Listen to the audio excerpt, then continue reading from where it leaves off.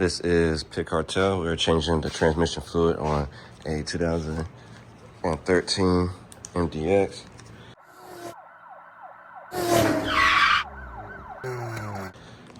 First, you want to go ahead and get it on some jacks. You're going to come to this point right here. And what we're going to do is take the splash shield off. We got two screws, or two clips, and then 110 on that rear.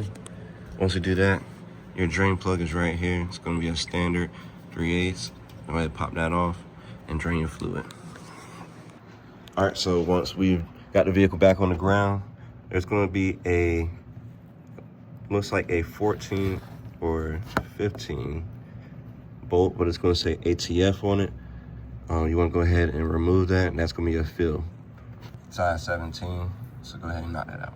If that drain or if that fill bolt does not budge for you, you can always make a setup. I have a regular funnel mixed with a long funnel. You should be able to get it in there real quick. And that is from the transmission dipstick area. I recommend 3 and maybe about 1/4 of automatic transmission fluid from Honda, ATF D1, DW1. Just make sure you definitely grab Honda transmission fluid. Very important.